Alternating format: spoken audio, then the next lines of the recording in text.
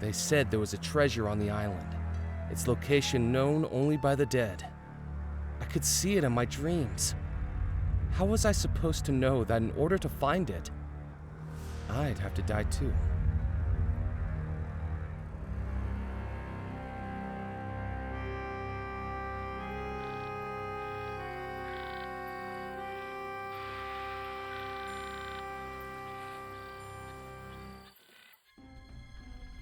Spirits and specters from regions unknown, guide to me the wanderer who searches alone. Well, welcome back, Murphy McCallan. Have you found all 5 ingredients for the spell? I found 3 so far. Only 2 are left, the chalk and the coffin nails. Hurry.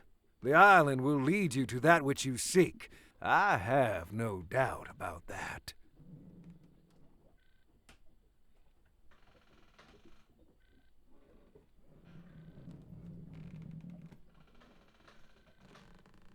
Do you know what happened at Belmore Manor?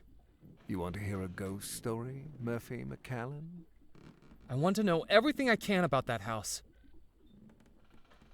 Then listen closely. Dark magic runs throughout Belmore Manor. The house was built by the Belmore brothers, 3 merchants from England who made their fortune trading across the Caribbean. Xavier Belmore, an explorer, Yardley Belmore, an actor, and Cecil Belmore, a scientist. Their parents dead for many years. They each loved and cared for their young sister, Abigail. Abigail met a young sailor who worked aboard one of her brother's ships. And in less than a year, he proposed. The engagement was a scandal. Despite having the pick of any eligible bachelor in high society, her hand and the Belmore fortune was to go to a commoner. Because of their unconditional love for their young sister, the Belmore brothers sanctioned the marriage. But people began to wonder if Abigail was being locked into marriage, whether by blackmail or black magic.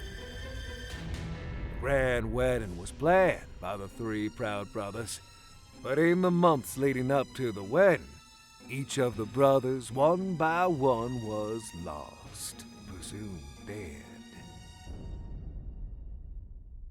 And yet the wedding was still to go ahead. And with Abigail set to inherit the Belmore fortune once she came of age, many people began to wonder whether the sailor was not a perpetrator, but a pawn. On the morning of the wedding, the sailor was summoned to her chambers. "I don't love you," Abigail declared. "I never loved you." And to everyone gathered in the house, Abigail declared that that same evening she would marry another.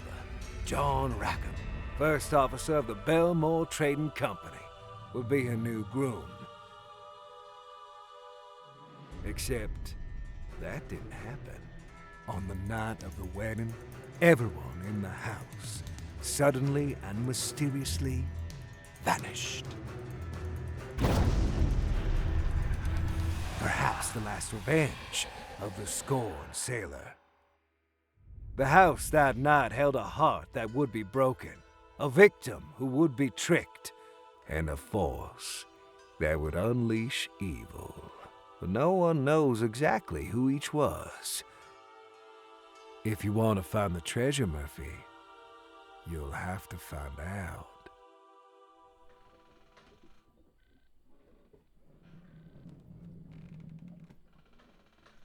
How will the spell help me find the lost treasure of Belmore Manor?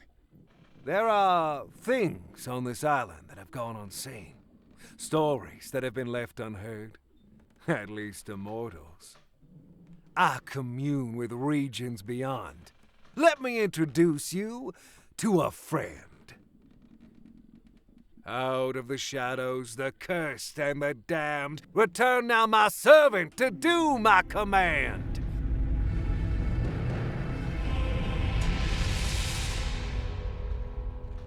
I have returned to you, Master. Loa, this gentleman wishes to find the lost treasure of Belmore Manor. Tell him how this can be done. Only inhabitants of the house know where the treasure lies. Their spirits still within its walls, trapped between life and death. To ask them, those spirits must be revealed on the mortal plane. And that is what our spell will do, Murphy. A summoning spell to unveil the ghosts trapped within the house. 5 ingredients place inside, tie closed, and then unseal. Within the focus what may hide, this spell will soon reveal. Once you've collected all 5, we can summon the ghosts of Belmore Manor. Once we've summoned the ghosts, we can ask them exactly where the treasure was hidden. You have served me, Loa. Begone!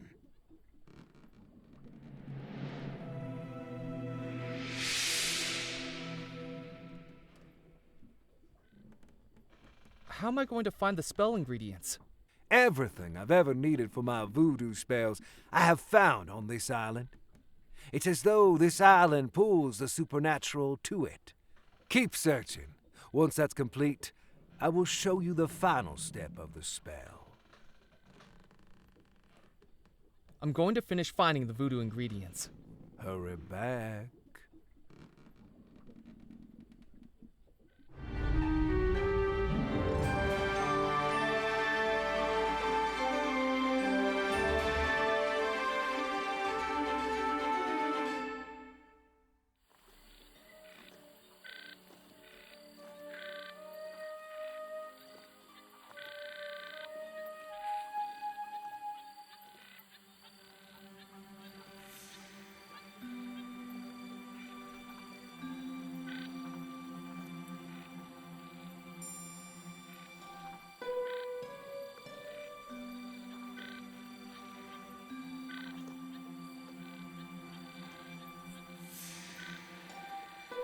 It was the magazine where I first read about the Belmore treasure.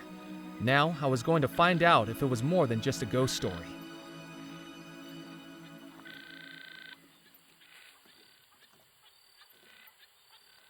It was the magazine where I first read about It was the magazine where I first read It was the magazine where I first read about the Belmore treasure.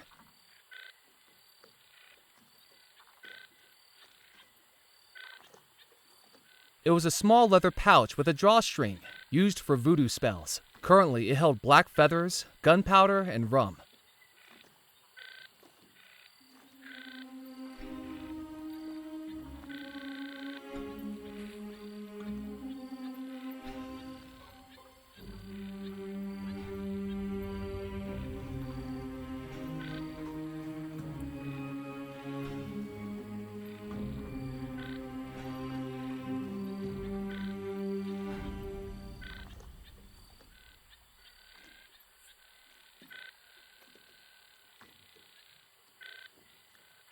It was a small mound of gunpowder.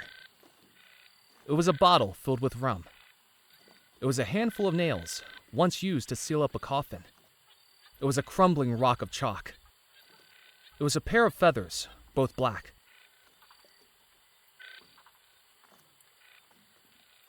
It was a voodoo manuscript that looked hundreds of years old, with the instructions to a spell that summons things hidden within. It was a voodoo manuscript.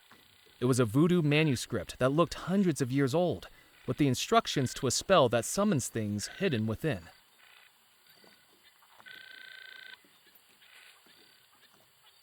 It was an empty soda bottle that I'd found on the beach. That didn't work. I doubted there was anything useful in the bayou. I wasn't going to risk having my arm bitten off by an alligator to confirm those doubts.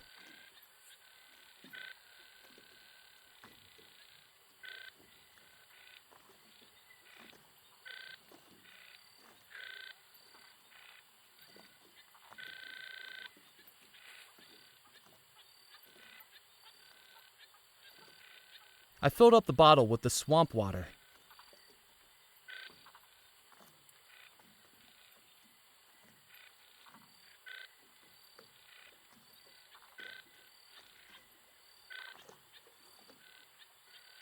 I took the taxidermied fish from the rotting wooden frame.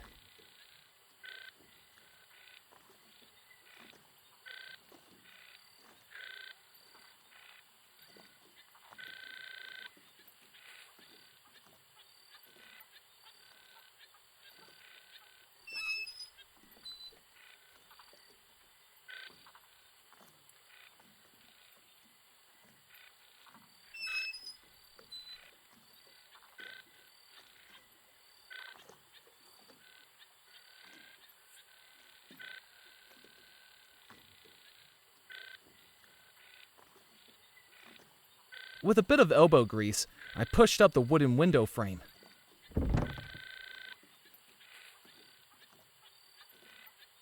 I jiggled the handle, but the door was locked. Pressed against the inside wall was a dusty desk covered in spider webs, and on top it, one thing lay undisturbed.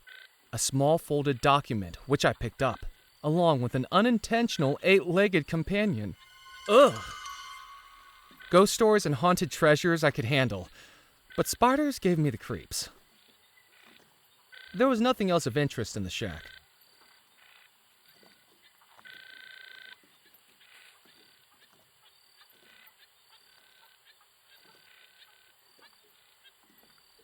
It was a riverboat captain's license for a Captain John Bennett, but the space for a photograph was empty.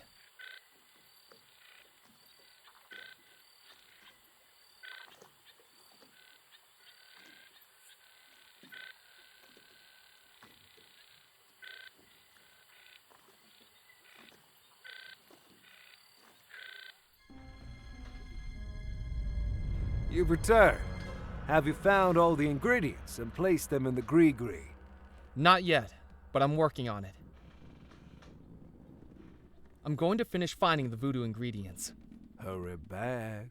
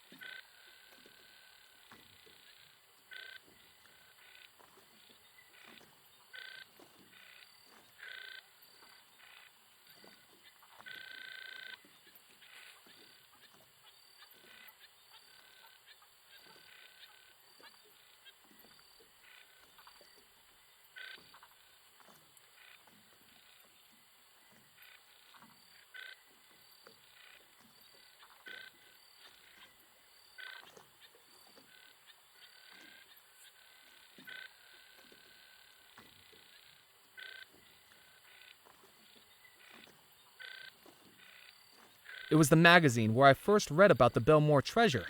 Now, I was going to find out if it was more than just a ghost story.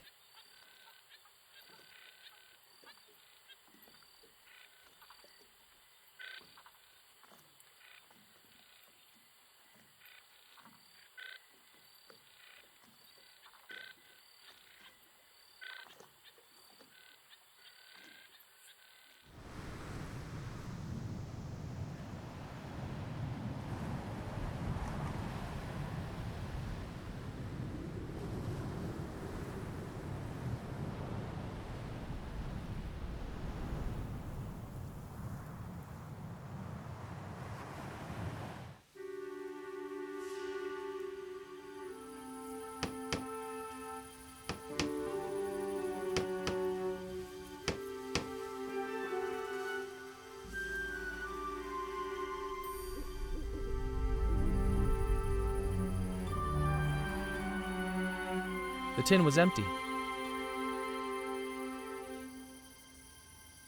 I didn't need to do anything with the stove, and would have probably burnt my hands if I tried. Hello. Ah, consarn it! Don't sneak up on people like that. You frighten the dying daylights out of me. He looked at me like he'd seen a ghost. Sorry, you seem a little jumpy? I thought you were those pesky kids again. Kids don't seem like a reason to be scared. They're little terrors. I'm sure they're gonna give me a heart attack. Last week they showed up with a doctor's note they forged, saying a man I'd buried that day was just a very deep sleeper. 7 hours I was out here digging him up, at my age! And was he sleeping? Dead as a dodo, just like those kids will be if I get my hands on them.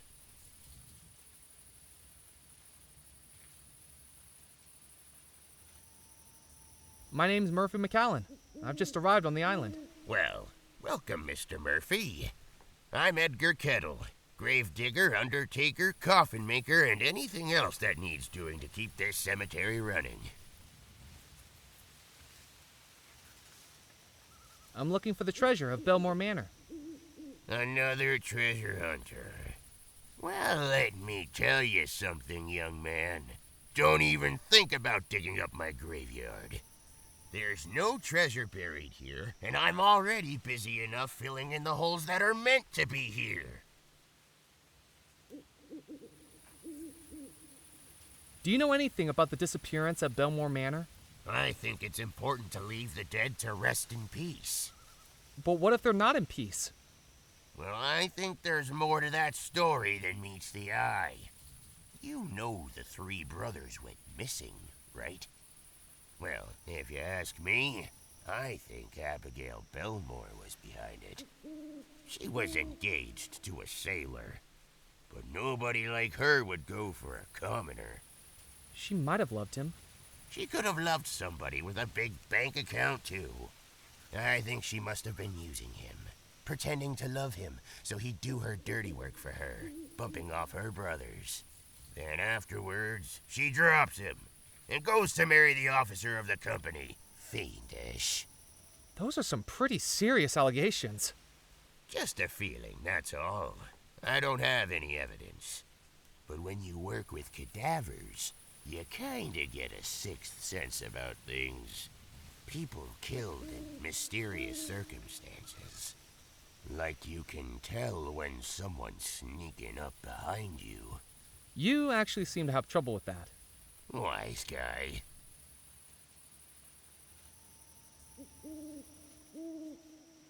What do you think was behind the disappearance? Well, the sailor must have found out he was being manipulated, mustn't he? Done something to get his revenge. What do you think the sailor did to get his revenge? Nobody knows. But in his contracts to the Caribbean, he could have come across something fiendish. All we know is that everyone in that house disappeared. And to tell you the truth, I'm quite relieved they did. Why's that? Because if they'd not disappeared, it would be this old fool who'd have had to bury them. Saved me a good amount of work.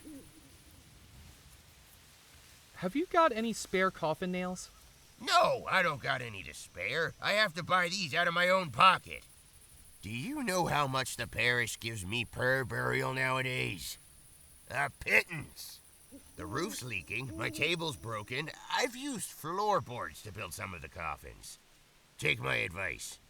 Don't go into this line of work. I'm telling you, undertaking's a dying business.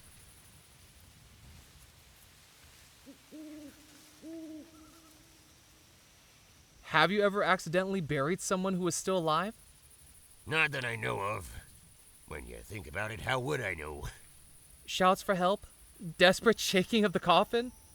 Look, I haven't sealed anyone up who was chatting away with me, let's put it that way. I usually check for signs of life, but everyone takes shortcuts sometimes, don't they? I deserve some rest in peace, too. Do you not find working in a graveyard a little eerie? Why would it be eerie? I don't know. Ghosts, maybe? I don't like to think about ghosts. Why not? Because they'd be bad for business. I have my work cut out here with the dead as it is. Imagine if they came back asking for a refund. What are you working on? This is just a pauper's coffin the parish is funding. Lock 'em in lumber, leave 'em to slumber, that's what I call it. No frills.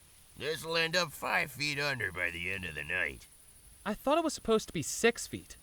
You're not the one doing the digging. 5 feet means I get a tea break. Why are you out here working so late? The funerals take place in the morning, and I prefer to be tucked up in my bed. I don't like those early funerals. I'm not a morning person.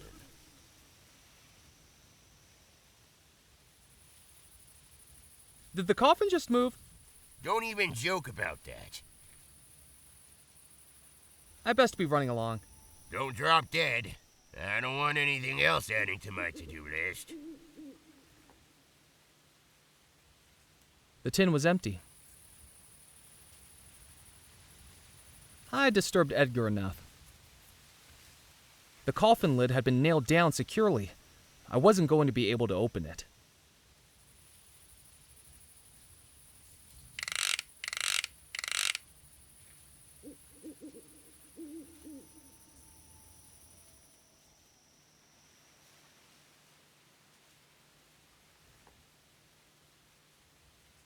I scanned the headstones for anything of note, but didn't know what I was searching for.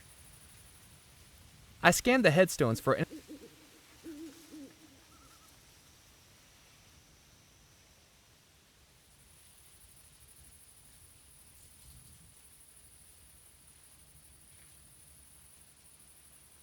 I scanned the headstones for anything of note.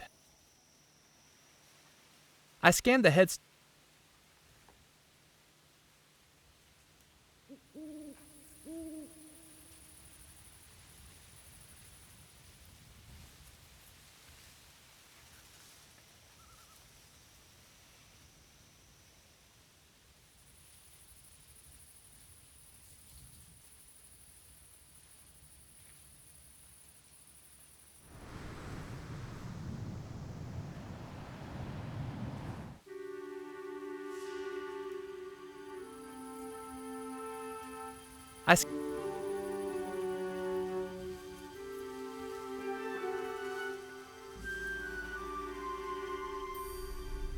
I couldn't see any way to open it. I couldn't see any way.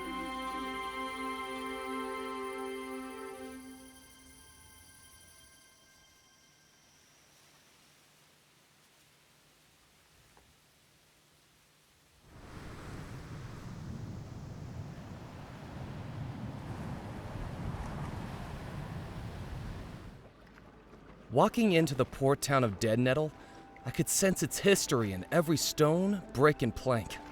Echoes of merchant ships loading and unloading all manner of cargo from expeditions throughout the Caribbean. Gold and treasure that may still lie hidden on the island.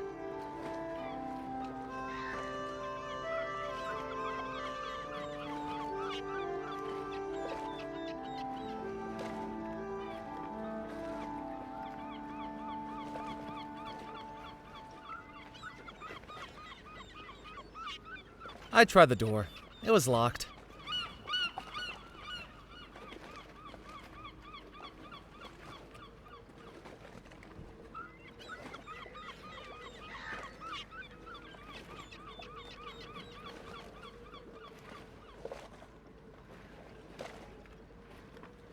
The sign read, "The Fantastic Fantaccio Brothers will be performing tonight. People of all ages welcome. Donations welcome even more so." Gruff mumbles emanated from inside the puppet theater. Obviously, preparation for tonight's show was already underway.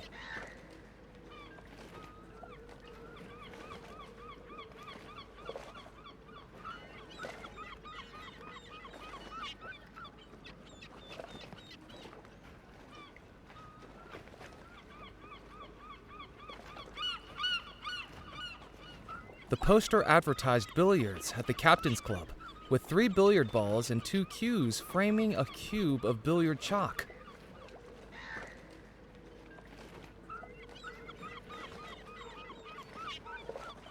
There was no way to get out to the wreck, and from how decayed it looked, no reason to get out to the wreck either.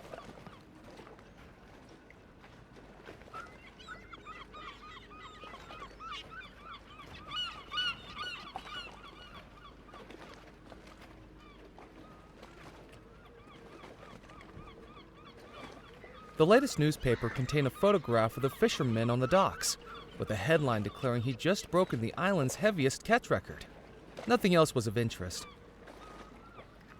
The latest newspaper contained a photograph of the fisherman on the docks, with a headline declaring he'd just broken the island's heaviest catch record. Nothing else was of interest.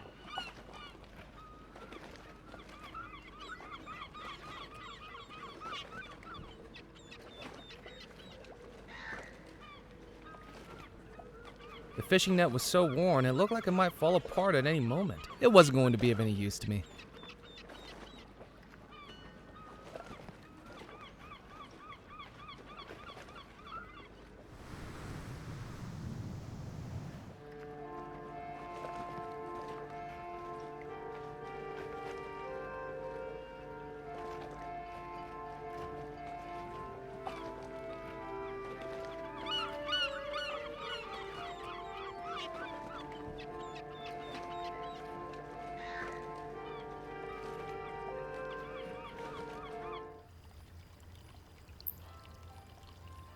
There was nothing in the fountain apart from a rim of moss.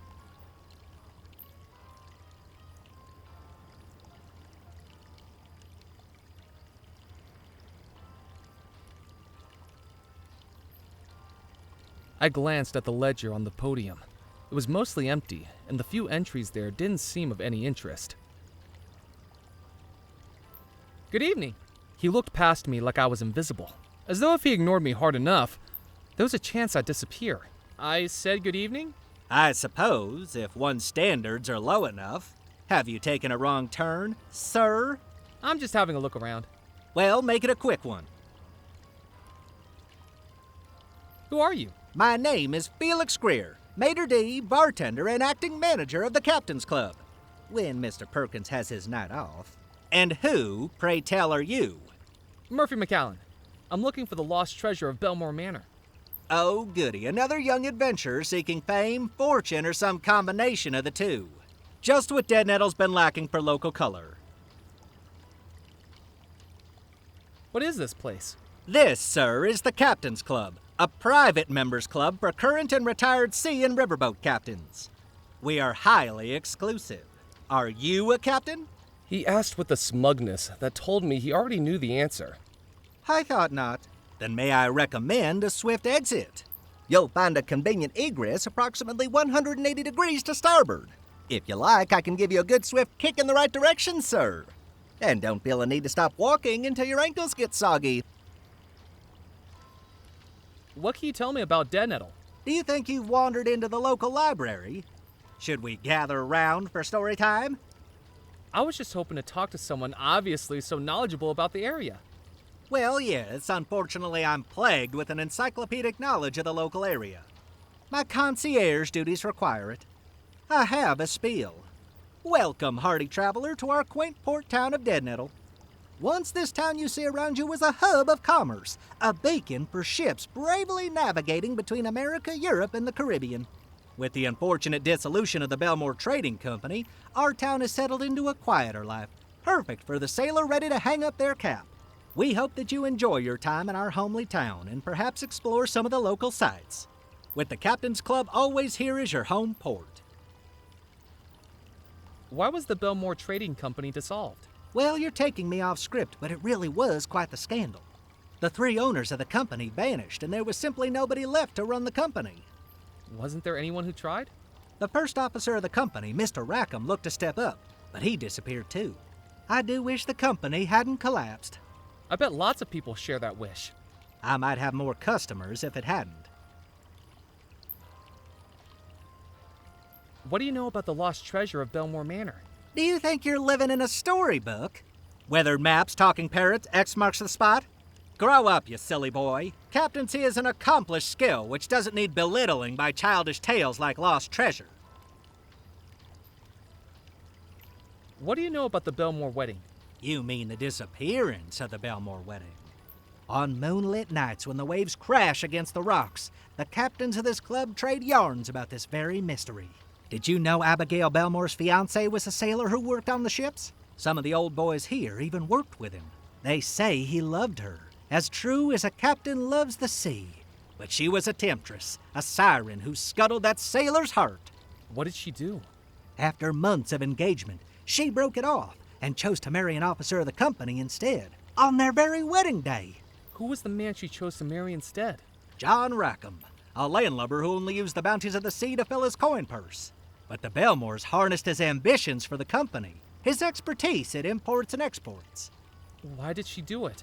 What many people don't know is that mysterious things had been found on one of the company voyages to the Caribbean. Mystical things, some say. What did they find? The crew was sworn to secrecy by the Belmore brothers, and all of the men were loyal enough to keep their word. But the rot in the rope was that sister, Abigail. People say that the discovery took hold of her.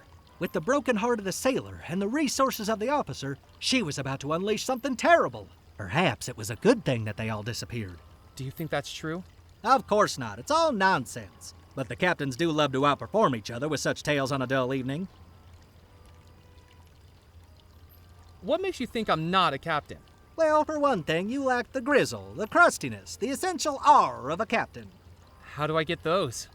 Years of exposure to salt water and sullen, uncooperative crew members, I should think. Tell me, have you ever captained a 3-rigger through a tropical typhoon? Have you ever run the rapids of the Mississippi without hitting a single reef? Wind in your sails, fire in your furnace, waves beneath your keel? Have you? Well, it's more complicated than that. In what way? I get seasick. Is there any way to prove I'm a captain? You might show me your captain's license. As I'm sure you know, the state of Louisiana requires all captains, both sea and riverboat, to carry one. But don't try to foist me off with a fake. Last week, we had someone present a license with a photograph distinctly unlike their contemporary appearance. The photograph was clearly of someone a good deal older than them, with more facial hair and, most importantly, one less eye. I best be casting off. Don't feel the need to rush back, sir.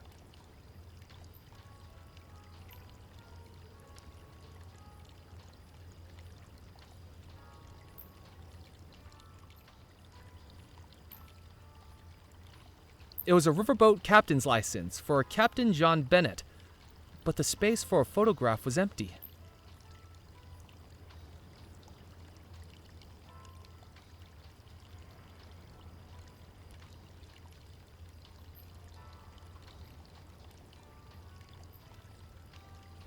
You can't go up there. It's for members only.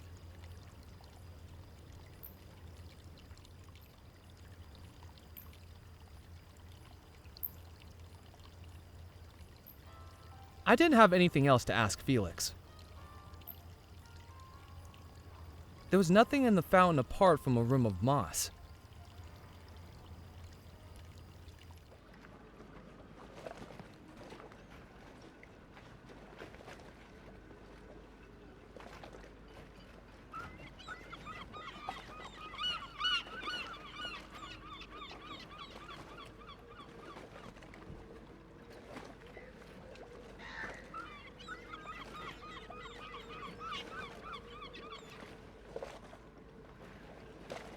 That's for weighing fish. No one's going to beat my record. That's for weighing fish. No one's going to beat my record. Are the fish biting? Well, not so well today, to tell the truth. They must have been spooked by something. But you should have seen them yesterday. I was having to fight them off the rod. The name's Ned Kipps, by the way. Just Kipps to my friends. I'm Murphy McCallan. Nice to meet you, Mac. What are you doing on this old rock anyway? I haven't seen you around before. Here on vacation? I guess you could say that. Then you got worse judgment than an arm wrestler squaring up to a kraken. Hope you don't regret it. Me too.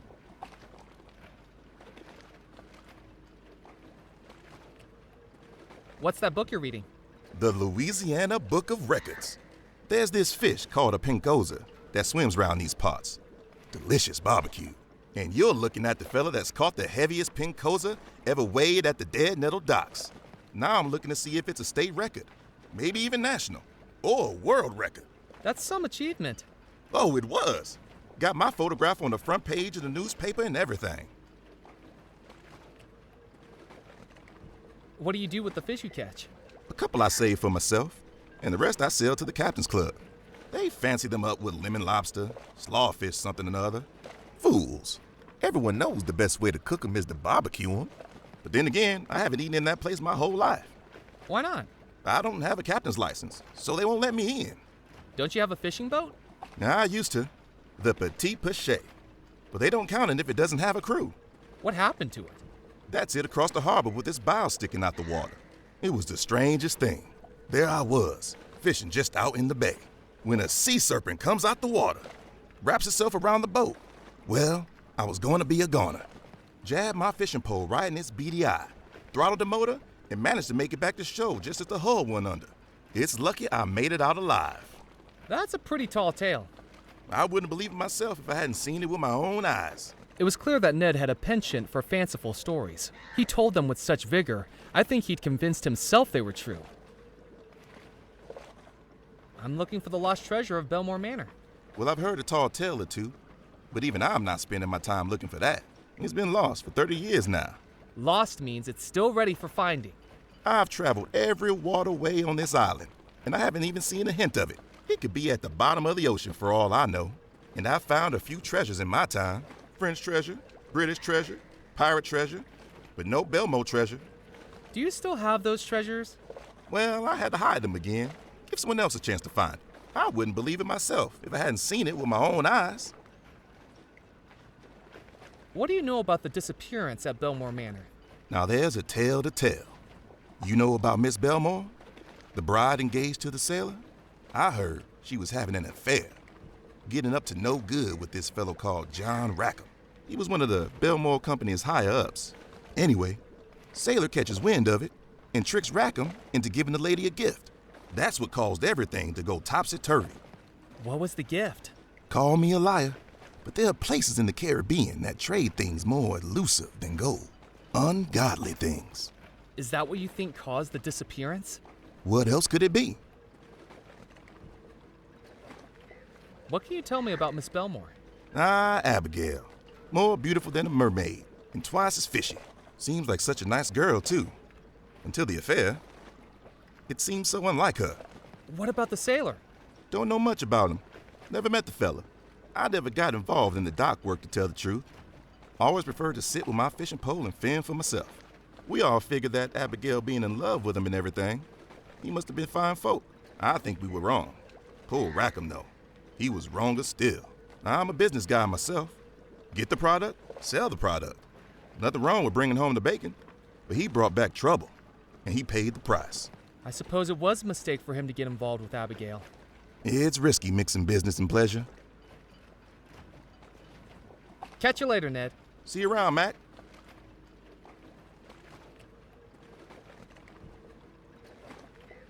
That's for weighing fish. No one's going to beat my record.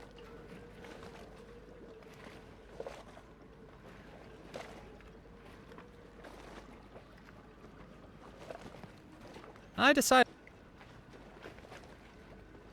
What do you think of my fish? That's a whopper. Hang it on the scales and see how much it weighs. Doubt it'll beat my record, though.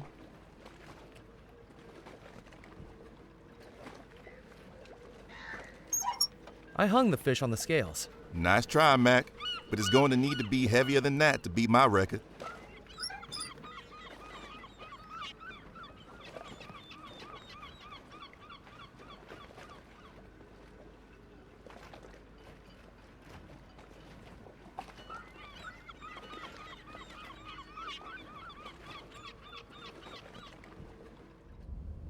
You! Stop right there! What's your name? Murphy McAllen. I haven't seen you before. What's your business? I'm just visiting. Why do you need to know? Because your business is my business, and my business is news. I'm Evelyn Stoker, editor of the Juniper Parish Gazette. No misdeed left unshared, no drama left unmonetized. Come on, work with me here, Murphy. I need something juicy. Committed any crimes? Uncovered any affairs? Any deep, personal secrets to reveal? The honest-to-God truth. No. I need a good story. I can't always let something minor like the truth stand in the way of that.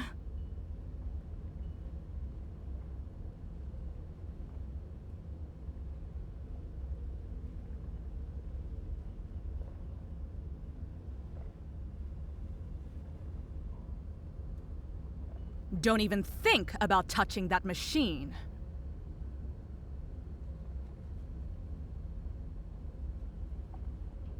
I wasn't going to get ink all over my hands.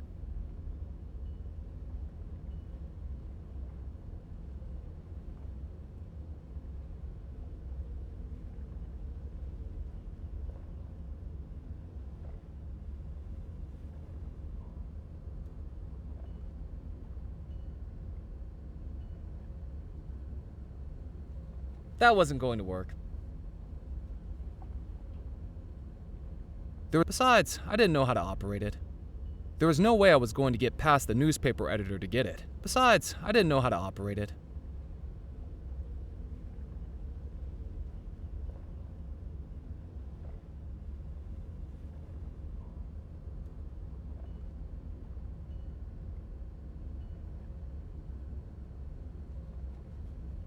Yes? Hi. What are you working on? Listen to this. An innocent victim's domesticated canine has been suddenly and mysteriously ripped away from them by fate. Its location and intentions are unknown. Wait, are you talking about a lost dog?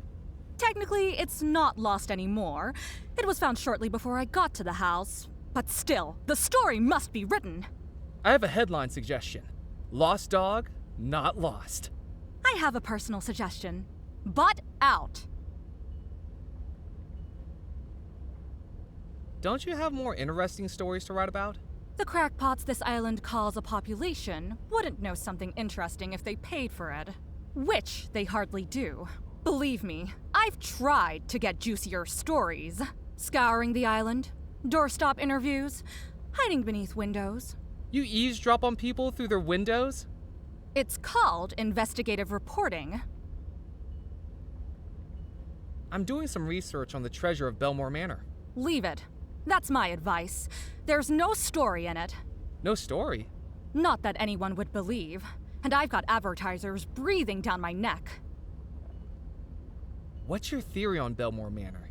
This might sound far-fetched, but I think it was hypnotism. All the puzzle pieces make sense. Who was hypnotized? Abigail, by that strange sailor she was going to marry. This newspaper had been publishing a bunch of stories about spooky goings-on across the island.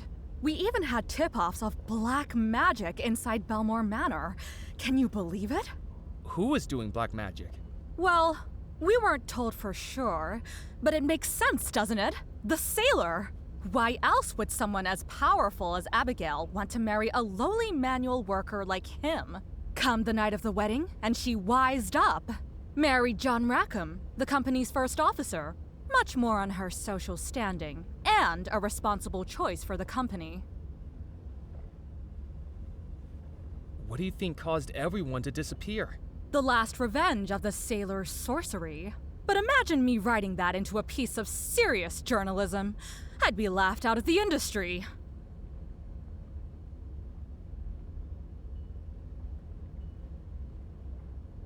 What's in those filing cabinets? Past issues of the newspaper. starting right back in 1864. Of course, things were a lot more interesting when Dead Nettle was thriving as a port town. Comings and goings of people, ships, and cargo, lots to report on back then. More than the dregs I have to dress up now.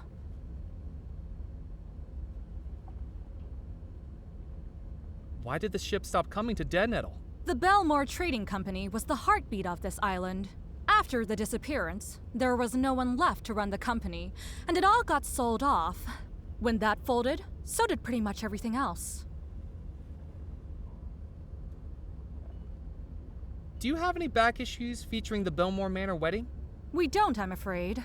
Most of the paper's directors were at the wedding and disappeared along with everyone else. The newspaper had to shut up shop for weeks while it was restaffed. This was back when the Gazette wasn't run by just one person.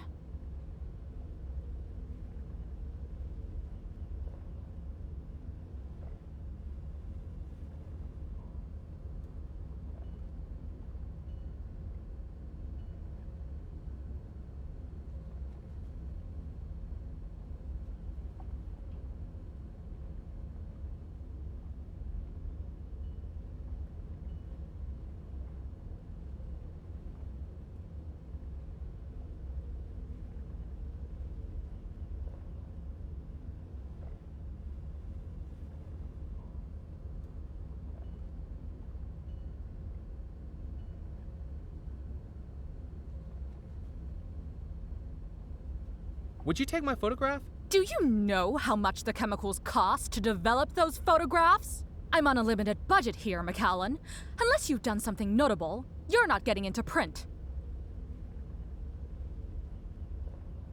What constitutes something notable for the newspaper? Frankly, our standards are pretty low these days. Yesterday, I photographed Ned Kipps, the fisherman that hangs around the pier, for catching a fish. Is that a surprising turn of events for a fisherman? It broke the island weight record. The pen cozes a fish that's been caught round the island since it was settled. The locals say it tastes good. I'd rather chew on raw cotton. I think I better be going. Keep your eyes out for a story, McAllen. There are secrets on the island, and it's my job to sell advertisements next to them. There was no way I was going to get past the newspaper editor to get it. Besides, I didn't know how to operate it. There was no way I was going. Besides, I didn't know. That wasn't going to work. Could you take my photograph for this captain's license? What do you think this is? A boudoir studio? Would you like a feather boa and a pair of high heels for your session? Don't waste my time. I only take photographs of people who are newsworthy.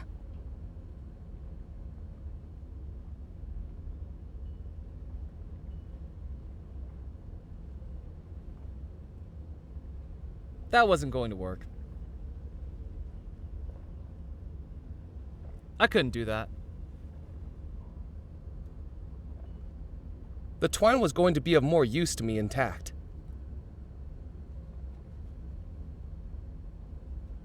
Evelyn seemed busy, and I didn't have anything else to ask her.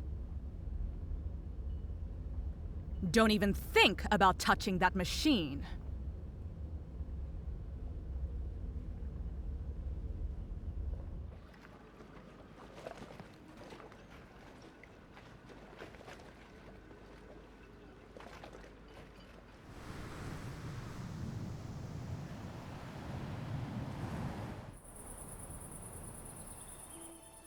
Framed by trees and lit by moonlight, Belmore Manor stood imposingly in the still night air. Even without lights on, it felt like something inside the house was calling me, or warning me. I wasn't going to wade into the pond.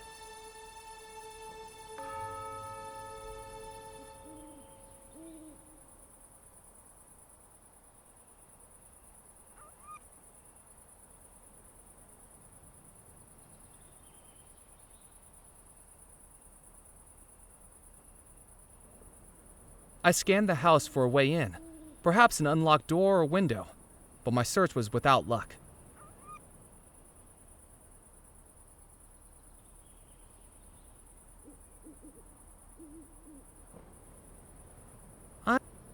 I wasn't going to wade into the pond.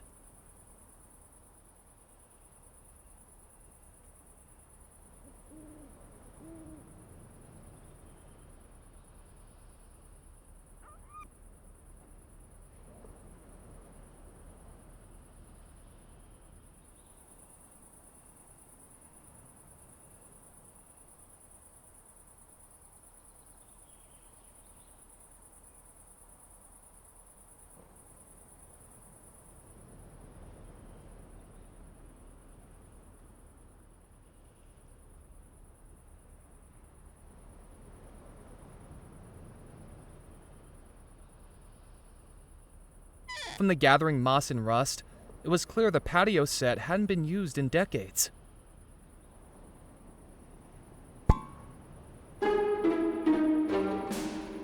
So much for good luck.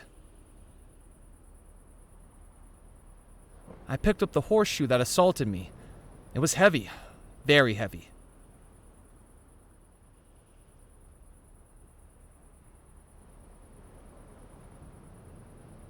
From the gathering moss and rust, it was clear the patio set hadn't been used in decades.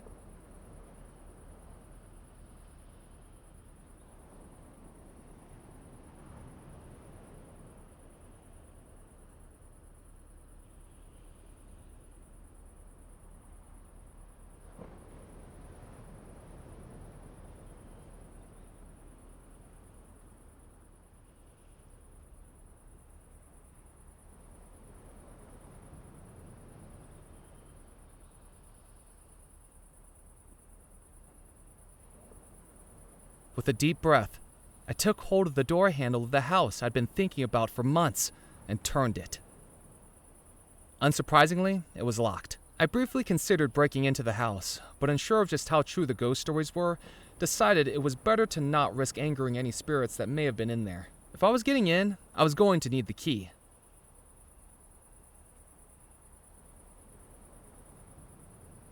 I couldn't do that. The twine was going to be of more use to me intact. I couldn't do that. That didn't work.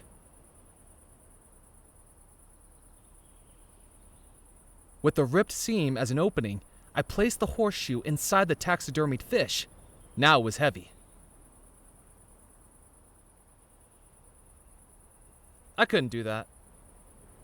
The twine was going to be of more use to me intact.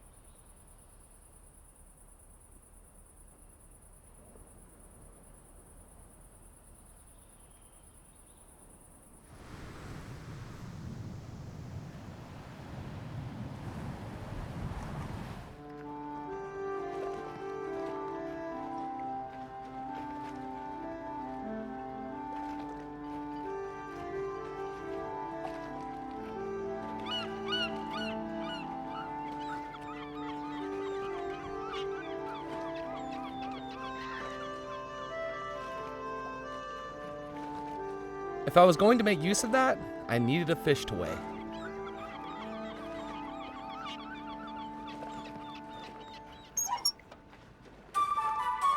Matt, does that say what I think it does?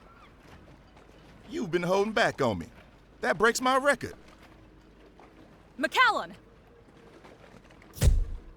You just broke the island fishing record. How did you hear about this so fast? It's my job to know about things fast. Now, I'm doing the questions here. So what led to this unbelievable turn of events? Years of practice? Or a one-in-a-million fluke? Did the fish just jump into your lap as you walked the quayside? Was the fish dropped by a passing seagull? Would have been a pretty darn big seagull. Just beginner's luck, I guess. As I suspected, well, as much as it pains me to say it, you're the cover story on this evening's edition of the Juniper Parish Gazette, and this is why I'm not getting a Pulitzer.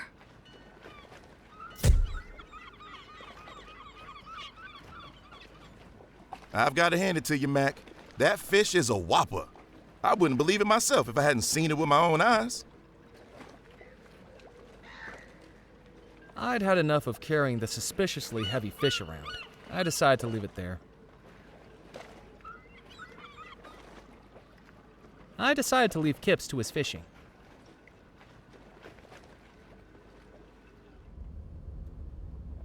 Murphy, have you seen the cover of the evening edition?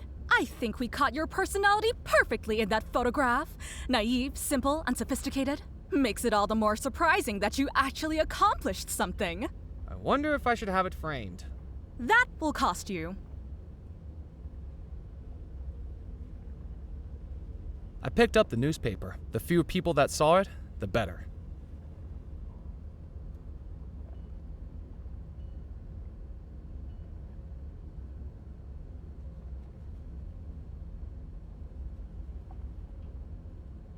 The headline read, "Island Newcomer Breaks Fishing Record," with my photograph printed in black and white.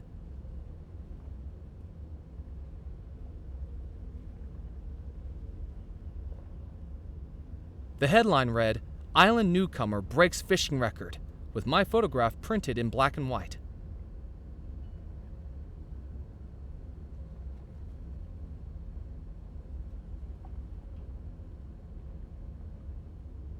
Carefully, I cut my photograph out of the newspaper.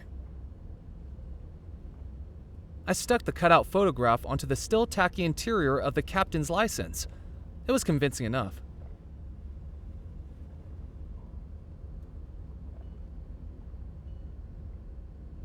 It was a riverboat captain's license, now adorned with my photograph.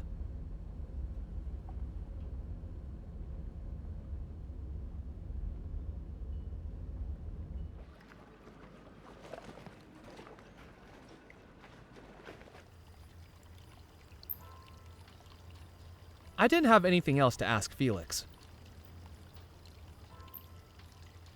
My credentials.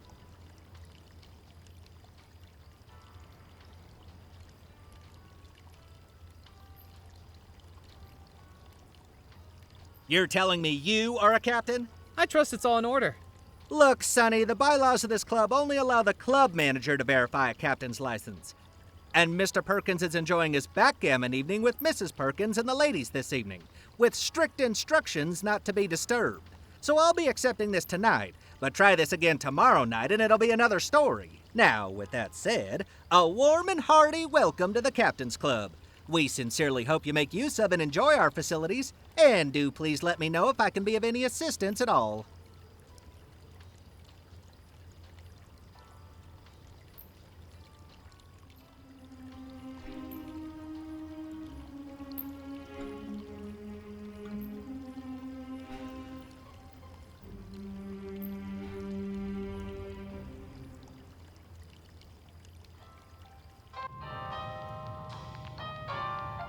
While I was trapped on Devil's Rock, a map of the world wasn't going to be much use to me.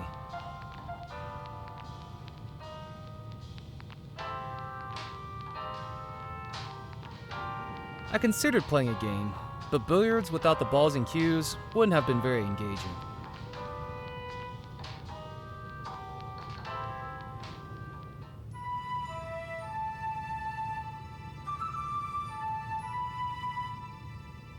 The cabinet was locked.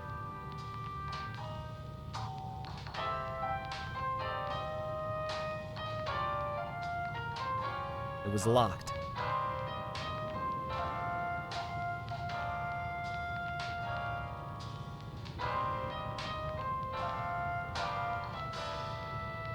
It was locked.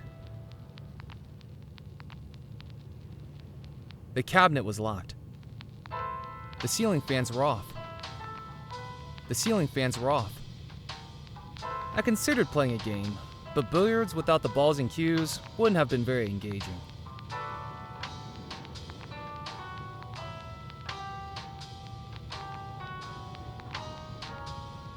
While I was trapped on Devil's Rock, a map of the world wasn't going to be much use to me.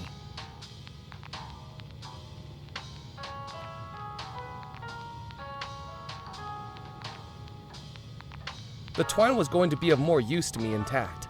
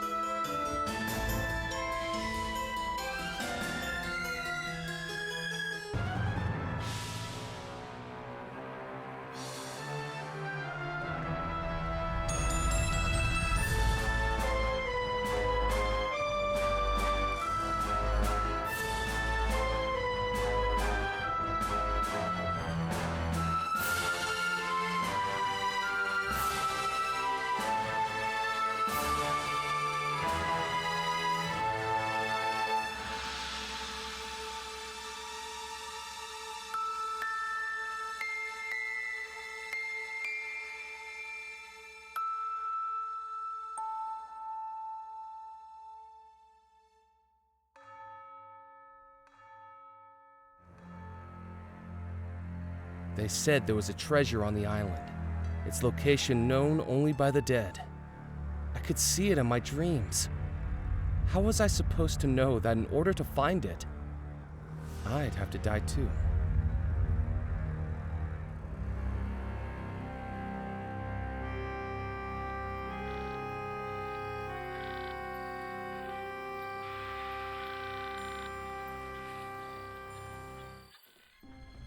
Spirits and specters from regions unknown.